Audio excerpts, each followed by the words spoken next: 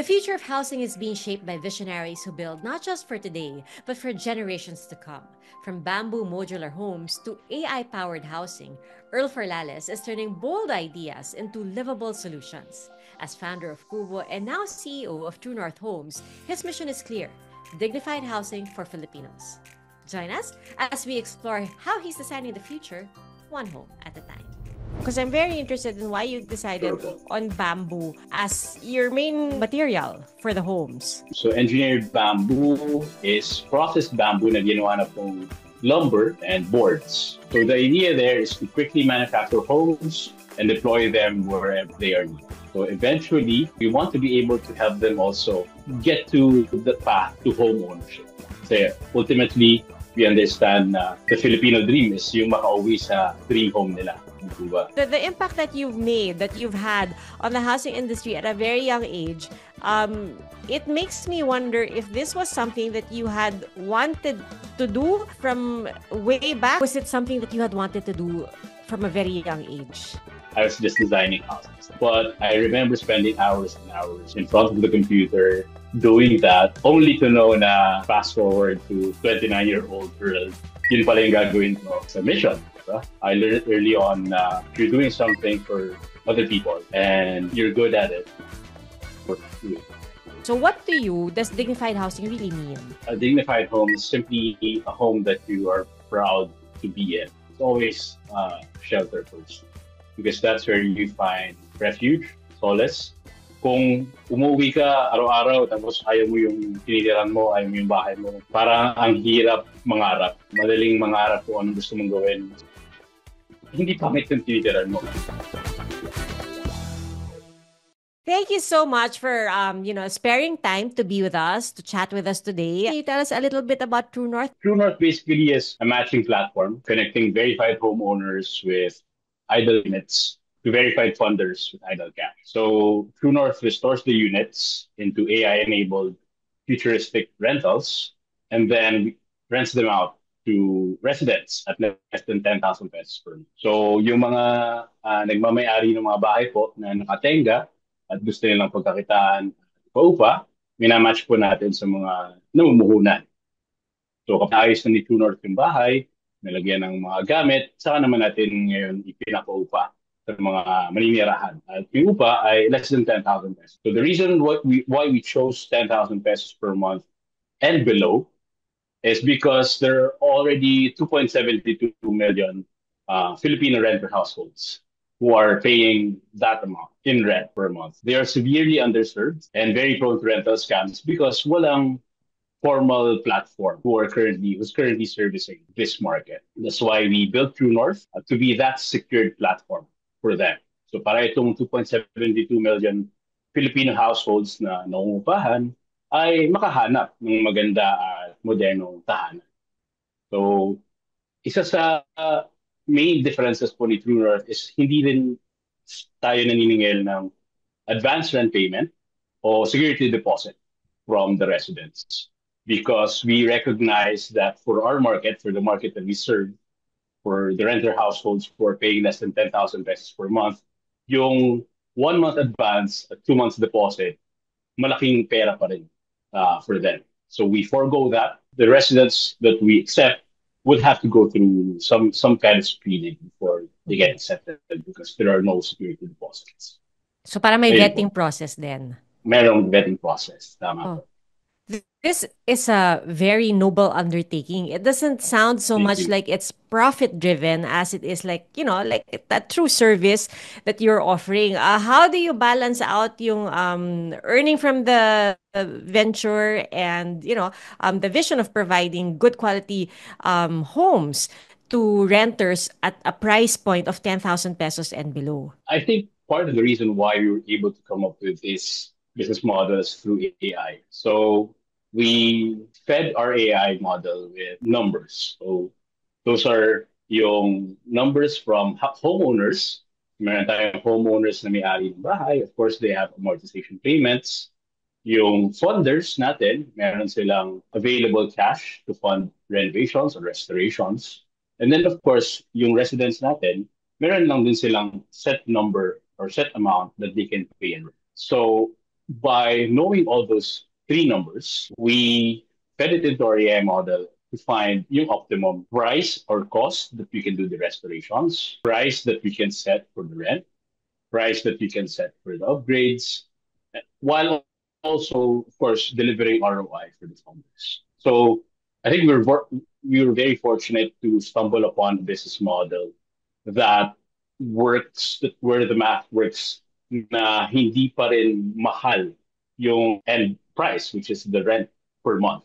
It's still a business. We want to sustain it for the next 10, 20, 30 years. And so, importante pa rin for us na it's profit generating. But because it was a priority for us to set na, okay, less than 10,000 pesos per month tayo, naging value engineered yung product. Value engineering allows us to choose the best materials that aren't expensive but would still look good and would still last a long time. At the same time, yung design na, okay, simple lang, pero functional, syempre. So if they are interested to look at how the homes look like, they can go to truenorth.homes and see how a simple but very functional home can look like at less than 10,000. Just to clarify, so these are for renters or may option ba kayo na parang eventually parang rent to own, ganyan? Pwede rin ba Yeah. yon? We are exploring that route or that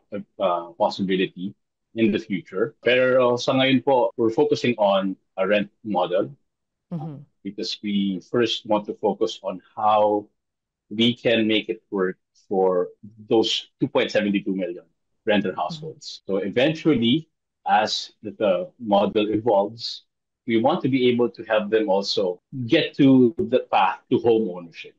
So ultimately, we understand the Filipino dream is yung makauwi sa dream home nila. Di po ba? So by first letting them into a home that's dignified, kahit na paupahan pa lang, we kind of ease them into their path to home ownership. The reason I shifted to building True North is I also found statistic that says that there are 3.3 million unoccupied homes in the Philippines. Mm-hmm. So sobrang eye-opening sa akin yan dahil I kept looking at the problem na 6.5 million housing backlog. But then, meron pala tayong 3.3 million unoccupied homes. So when I look closer, around 500,000 of those unoccupied homes are mid-end to high-end. Pero kahit tanggalin po natin yon, meron pa rin tayong 2.7 million or 2.8 million homes that are we would consider low cost or affordable. So bakit po ganun? Dahil merong mga bumibili ng low cost home na binabayaran nila through amortization na hindi naman nila natitirahan or hindi nila nagagamit dahil at turnover, wala pa siyang tiles, wala pang pintura, basic bathroom and kitchen, kailangan pang ayusin. So may gastos pa po on top of that. So, but when we found that number, we found that it's more sustainable to actually use existing homes rather than creating new ones. And it's also faster po. Kasi syempre, nakatayo na yung bahay. Kailangan na lang natin gawin. Eh, latagan ng tiles, di ba? Pinturahan ng Mm-hmm. maayos, lagyan ng furniture. So, dun pumapasok po si True North. But Earl, Mm. this wasn't your first parang venture or foray into housing, because we do know that when you were named Forbes 30 under 30, you were manufacturing bamboo households for Filipinos with Kubo modular homes. Can you talk to us a little bit about that too? Diba that started out as like an entry to a contest, am I right? Tama po, Ms. Mia. So, Kubo Modular is a manufacturer of engineered bamboo homes here in the Philippines. So, the idea with Kubo is by manufacturing homes inside a controlled setting, inside the factory, using a material that's quickly renewable, which is engineered bamboo, that we can help solve the housing shortage.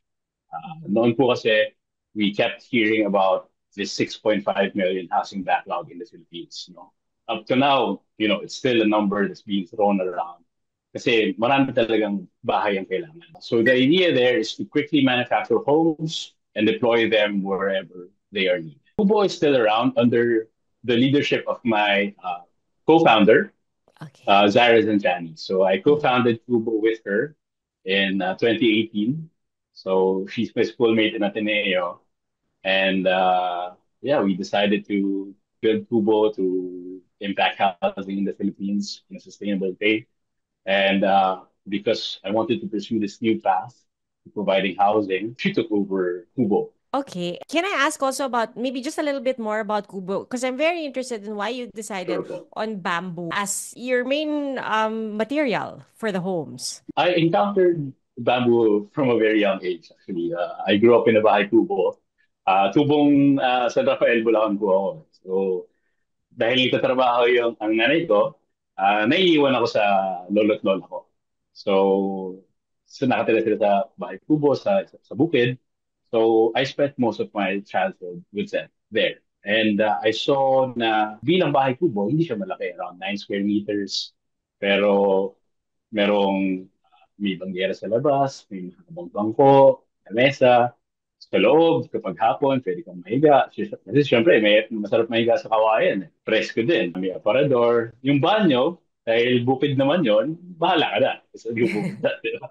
When I went to Ateneo to study material science and engineering and chemistry, that's when I learned that bamboo can now be made into engineered bamboo. So engineered bamboo is processed bamboo na ginawa na pong lumber and boards. So because of that, it's fixed in dimensions. It doesn't bend. It's a very strong material, and it's sustainable, definitely. So when I encountered that, siguro doon nagsimula yung seed ng idea for Kubo na CUBO. After college, I joined that competition. I entered that concept, Kubo, and we won a cash prize of about 50,000 British pounds. So that was around 3.3 million at the time. So that's what we used to turn that idea into an actual business. So doon nagsimula po yung idea ng Kubo. We're very fortunate to win that competition, and that led to multiple sustainable homes being built in the Philippines.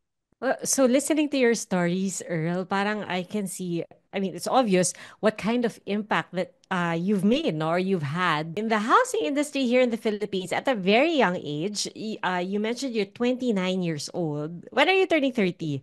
October po, October 7 30 this this year. year. Yes, 30 this this year. year. Okay. But imagine that, Earl, the impact that you've made, that you've had on the housing industry at a very young age. It makes me wonder if this was something that you had wanted to do from way back. I mean, kasi syempre to get to even get the ball rolling, kailangan meron ka talagang pangarap. Meron kang nai-imagine na gusto mong gawin. So was it something that you had wanted to do from a very young age? Not housing in particular yet po, ano, as a kid. As a kid, siguro yung batang 5-year-old Earl, kapag tinanong mo siya, ano niyang, anong gusto niya paglaki, sabihin niya sa iyo, civil engineer. Of course, Mm. hindi niya alam kung anong ginagawa ng civil engineer, di ba? Bilang bata. Pero siguro, ayan, simula kabata pa lang, gusto ko na maging some kind of engineer. Nung pumatak siguro ako ng mga 12 po, grade 6 ako noon. First time na nagkaroon ako ng computer. So, I encountered this software called Envisioneer. Yung Envisioneer, parang ano po siya, parang housing design software. Pwede kang mag-design ng floor plan, na bahay in 3D. And that was my very first encounter of architecture and engineering. So when I was doing that, I didn't know exactly that that's architecture and engineering. I was just designing houses. But I remember spending hours and hours in front of the computer doing that, only to know na fast forward to 29-year-old Earl, yun pala yung gagawin ko as a mission. So siguro yun yung main inspiration kung paano siguro ako nauwi pa rin sa housing. It wasn't a traditional path because it's not engineering. I don't graduate from civil engineering or architecture. I picked the closest one from Ateneo, which is material science and engineering. I was gonna ask nga, di ba? Para at grade 6, bakit yun yung na-encounter mong software? I mean, hindi ba usually pag grade 6, tas Mm. unang beses magka-computer ka, haharapin mo, I don't know, Pac-Man or wala, may Mobile Legends na ba noon? I mean, how did Wala you pa end up po. with some sort of engineering software that you played with? Browsing the internet. Kasi syempre po, bilang grade 6, first time mo magka-computer, you go to, syempre, Google ka nag-uumpisa. Yahoo pa. Yahoo pa, actually noon, hindi pa sikat. Oo Sa nga. Yahoo kasi, maraming mga information agad pagkapasok mo pa lang sa website.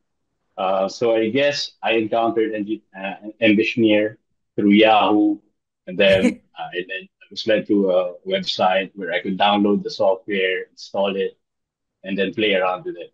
Wow. So parang So yeah, it just really parang sparked a certain interest in you. definitely, opo. So Oo. bahay yung poster, I was drawn to it. I clicked on it, and yeah, that's how I started using Envisioneer. I'm not sure if it's still around. I haven't checked, but yun Hahanapin yung natin. pinakaunang design. Baka naman after Opo. nitong conversation to, mag-develop ka pa ng bagong software. I wouldn't be surprised.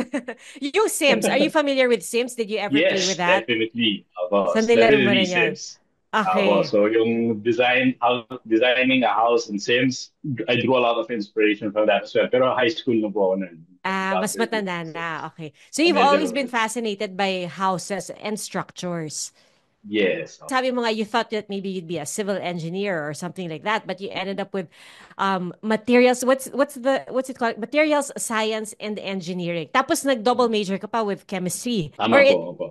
so bakit yun yung napili mo? Yeah, sa Ateneo po kasi, yung material science and engineering, it comes with either applied physics or chemistry. Nung nagsimula ako sa Ateneo, first 2 years ko, I was in the physics track. But then when they started talking about black holes, I couldn't comprehend that anymore. I shifted to something that's more concrete, which is chemistry, because, when you do chemistry, if you mix chemicals, you see exactly what reactions are happening. And it felt more physical, more real for me. Bilang gusto ko nga mag-engineer, so something physical is what I'm going for. So I shifted to chemistry. Pero ang pinaka-target ko po talaga doon ay yung material science and engineering because it allowed me to explore how new materials can be developed in a way that's applicable in the industry. So hindi lang siya material development for the sake of material development for the sake of achieving certain properties, achieving certain producibility measures na pwede mong gawin in real life setting, in industry setting. And yeah, I guess that's how I was led to engineer bamboo, turning bamboo poles, random bamboo poles with different radiuses into fixed dimensions na bamboo lumber and bamboo Mhm. boards na pwede mo nang gawing bahay. You said you chose from among the engineering courses that were available in Ateneo. Available. Yes Okay. po. Because sa Ateneo mo talaga gusto pumunta kasi 'di ba pwede ka na mag-civil engineering sa ibang school. Mm, Pero talagang yes po. nakatuon ba yung I mean yung vision mo was really dito sa Ateneo tapos pipili na lang ako sa Ateneo. Well, first of all po, basta I really wanted to be an architect or civil engineer. Okay. Before going to college, new target.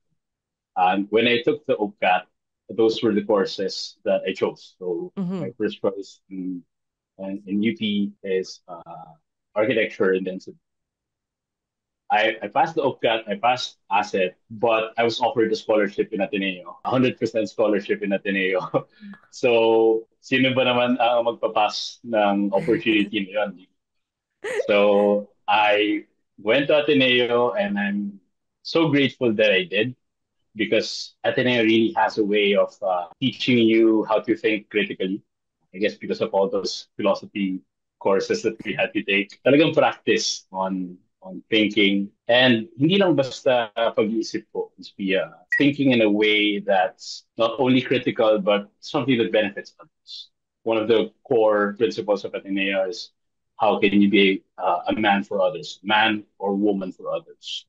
So from first year all the way to my fifth year in Ateneo, yun yung lagi talagang pinapaulit sa amin. How do you be a man? How do you become a man for others?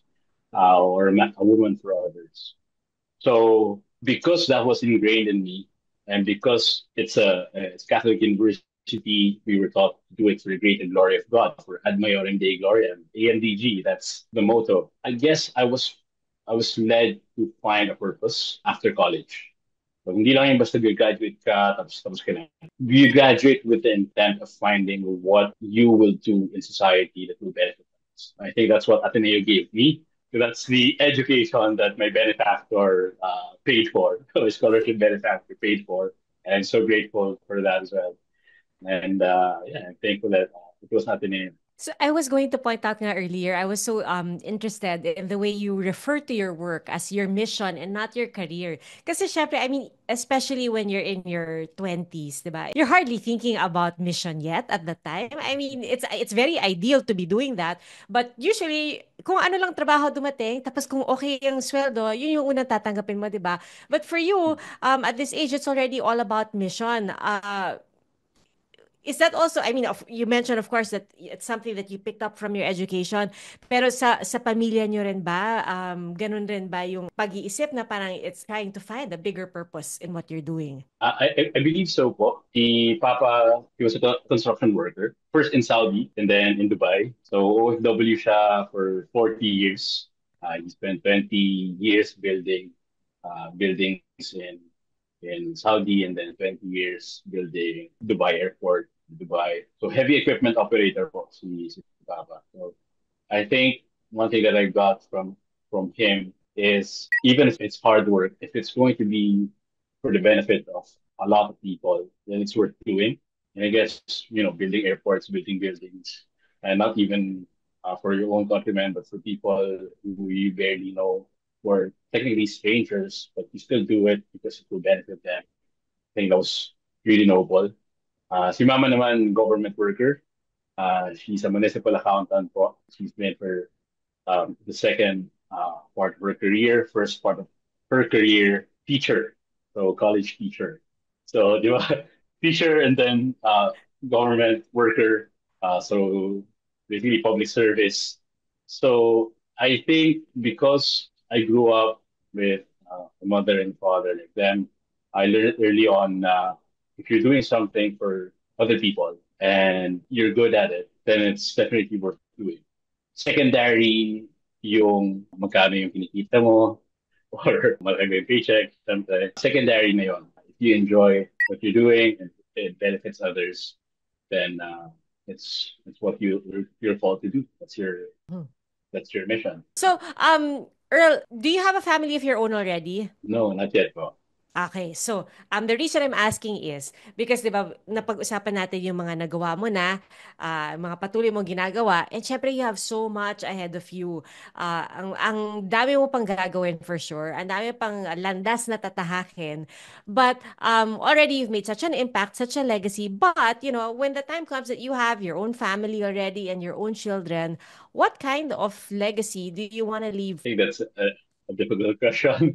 Um, but Difficult to answer when you're 29, no? Para ano ba itong tinatanong ni Pia Oo. pang matanda? Pero if papapiliin po ako ng isa, siguro I want to be remembered as the man or the guy who helped. Because I grew up relying on people who helped me. So from elementary all the way to college, I was a scholar po. So if people didn't help me go through my education, I wouldn't be where I am. So I owe it to them to be the same man willing to help others. And so that's how I see, guess, my journey from elementary all the way to now, being a scholar all the way. And hopefully I'll have my own scholars kapag kaya ko na magpaaral. um, but yes, I want to be remembered as someone, a man who helped. This is so inspiring, Earl. Alam mo, I'm gonna make sure na papakinggan ng anak ko ang episode na to, no? Para ma-inspire siya, Thank you po, Miss ma-amaze Mia. din siya. Kasi college na siya eh. So parang, di ba, this is the right Mm. time to be listening to everything that you're saying. And Thank you hopefully po. be Thank you. inspired to do the same. On a lighter note, ito baka mas madaling sagutin, di ba? What kind of home would you build for your family? Di ba, syempre, you always ask an architect or an engineer that. Parang, ikaw ba, anong klaseng bahay gusto mo para sa sarili mo? Yes, so definitely a Japanese-inspired bamboo home. So my girlfriend, we're already exploring designs for a future home, and So, malapit ka na bilang palang nasa magkaroon ng family. hopefully, yes, so hopefully, Okay, okay. yeah, definitely a Japanese-inspired bamboo home. Definitely with Filipino bahay kubo elements, given that's what I did for most of my career so far. She's half Japanese, So hence the So Japanese talagang you inspiration. will put both principles of Yes. design together. Sa Bulacan mo ba itatayo yung dream home mo? Opo, sa Bulacan. Uh, For it's sure. it's quieter. The pace of life is slower as well, and yeah, I want to live here and build Oh, my that's family here. Nako, Earl, pag nagawa mo na yung dream home mo, sana you can invite us and then show us all the intricacies, the different design philosophies that you will put into your home. Happy to. I would be happy to, Miss Kay. So, Earl, because you've spent so much of your work, diba, since graduating from college into building dignified homes, providing dignified homes for the Filipinos. So, what to you does dignified housing really mean? For me, Miss Pia, a dignified home is simply a home that you are proud to be in. Either you're proud to own, you're proud to rent, because that's where everything else roots from. Kapag umuwi ka sa bahay na komportable ka, masarap tirhan, you're proud to own it, proud to live in it, everything else follows. It's always shelter first because that's where you find refuge, solace. Kung umuwi ka araw-araw tapos ayaw mo yung tinitirahan mo, ayaw mo yung bahay mo, parang ang hirap mangarap. So one thing that we're pushing for also at True North is we want to be designing the home for dreams. I believe that Filipinos are naturally born dreamers. That's why we have very different kinds of artists. And I think if you live or if you go home to a dignified home every day, that it will be easier to dream. Madaling mangarap kung anong gusto mong gawin sa buhay mo kasi hindi pangit yung tinitiran mo. Hindi ka naiinis na tumutuloy yung pisame o wala man lang tiles, wala man lang pintura yung pader mo. So kapag maganda yung bahay mo, it's easier to think of the next thing, which is what should I do? What's my purpose? What can I do with my life? Where am I called to? So this time we're going beyond the headlines and the carefully crafted narratives. This is Confessions of an Icon, where we sit down with legends and talk to them and ask them the questions that others are afraid to ask. Hi, Earl. Let's get down to it. Yes, Miss Pia, let's do it. What is one thing people always get wrong about you? I think it's that I know or I figured everything out. I haven't. I'm also trying to find my way. Yes, I'm building businesses to help impact people in terms of housing, but I'm finding my path. So, hindi ko alam kung ano yung landas, but I know where I want to go, which is to provide people with dignified homes, and I'll find my way there. What's the first thing you do the moment you wake up? I pray po. Siyempre, I always thank God for another morning. Waking up every day is always another chance to do something good. And siyempre, if you want to pursue a mission, first you have to wake up. Di ba? So yeah, I pray. Thank God for the opportunity. What is one non-negotiable feature you think every home should have? Good design. Not a feature. It's more of a principle, but definitely good design. It's well thought out. It's a Mhm. well thought out home. It becomes comfortable. It becomes a home, not just a house. Have you ever encountered a failure that turned into a blessing? I wouldn't call it a failure, but having built Kubo before, transitioning to True North really taught me a lot of things, how to build a business, how to design homes. And now that we're working on existing homes, I think the path to our mission is going to be easier. And it's not a failure, but it definitely taught me a lot. And I consider it a very big lesson to have built Kubo Modular. If you weren't in housing and engineering, what do you think your job would be? Probably something in graphic design or maybe web design. That's something I also enjoy doing. And I think it's also a functional career, if ever, because designing information will help people communicate. Wait, you said it's something you enjoy doing, so that means you also do web design now? I always do the websites of my companies. So I designed the Kubo Modular's website before. I also designed Kruno's website right now. I definitely enjoyed it, super enjoyed it. And I Wow, hope sige. people like it, and they get to yung path, which is whether you're a homeowner, you're a funder, or you're a resident. I hope that they can use the website to really engage True North. Is there a quote or mantra that has guided you throughout your work so far? It's not mine. It came from Ateneo, yung Ad Maiorem Dei Gloriam, for the greater glory of God.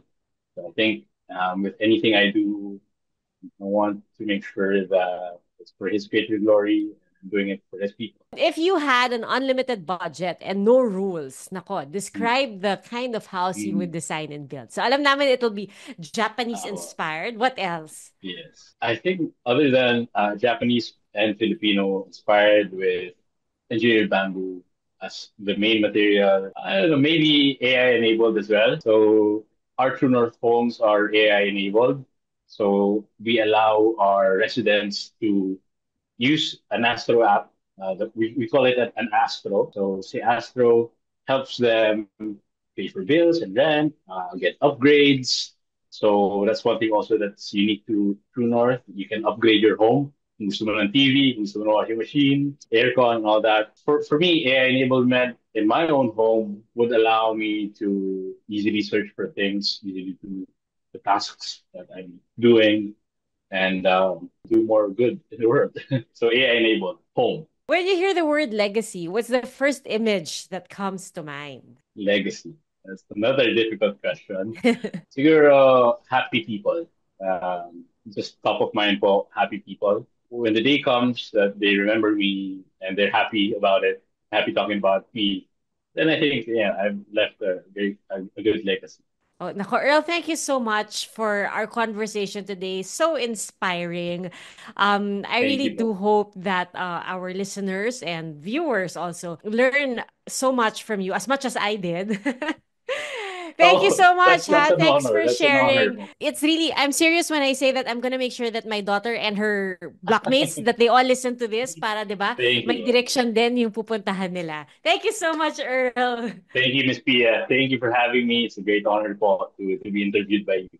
I appreciate it. Thanks, Earl. Thanks for listening and thanks for watching. Don't forget to like, subscribe, and download Power Talks with Pia Arcangel on Spotify, Apple Podcasts, or GMA Integrated News streaming platforms. Until the next episode.